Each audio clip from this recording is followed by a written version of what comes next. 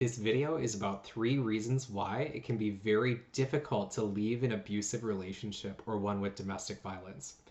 On the surface, it might look like this is one of the easiest situations to leave, but that actually does not make it very easy.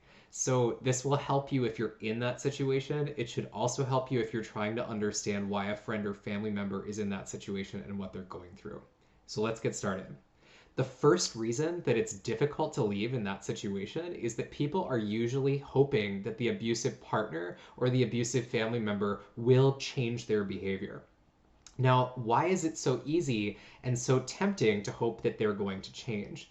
Well, first of all, there's usually a powerful sense that you know who that person is and that they're not really an abusive person. Where does this feeling come from?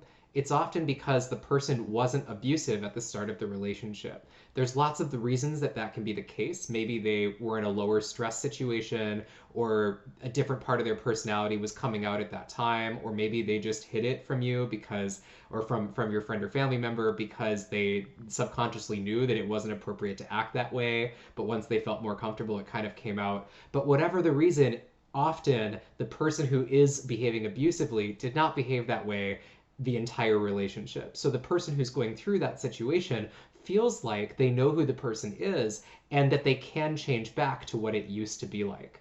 That's one of the biggest challenges, and the idea of trying to help the person change, hoping that the person will change, etc., is one of the biggest driving factors that keeps people stuck. And that brings us to the second reason why it's often very hard to leave a relationship, even when it has abuse or domestic violence.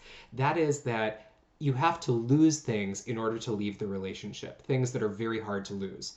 For example, losing a marriage, losing a best friend, losing a parent who you hoped would be there for your child for their whole life, losing that sense of a complete family.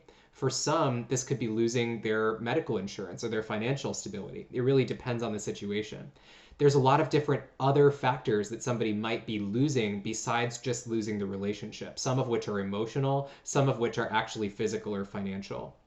And those are so difficult to lose for so many reasons that it can be a powerful incentive for people to go back to that first reason that I talked about, which is trying to help the abusive person change, hoping that they will, trying to work on the relationship first before leaving that situation, because they really don't want to lose the marriage or to lose the complete family or to, lose their best friend, etc., etc., etc. And that brings us to the third and final reason that it's often very hard to leave an abusive relationship, which is that people try to leave without fully preparing.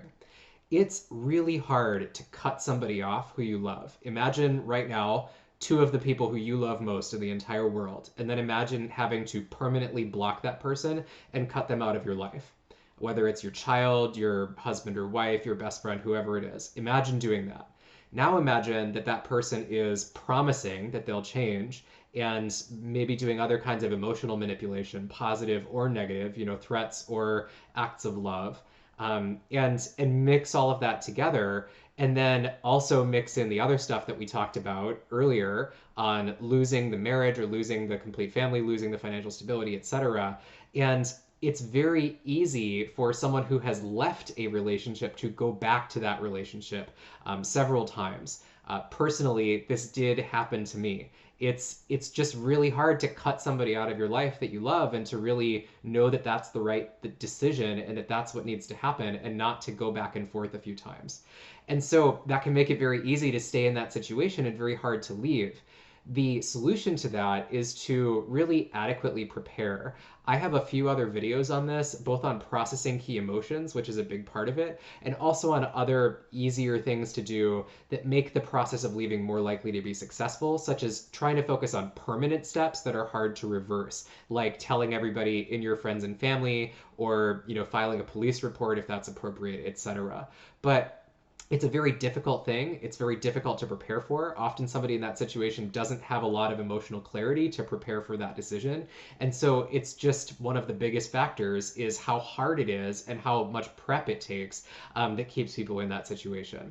So that's it. I hope that this video has been helpful for you to understand why it's so hard for people to leave abusive situations. There are plenty of other reasons that I didn't get into now, but these are definitely three of the big ones.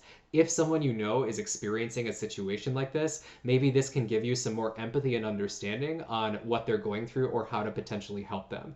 If it's you who's going through this situation, my heart goes out to you and good luck with your situation. I invite you to please check out the other videos on this channel, which can help with emotional processing, lessons from other people who have been through similar situations, and just general emotional support. Good luck with your situation, and thanks for watching.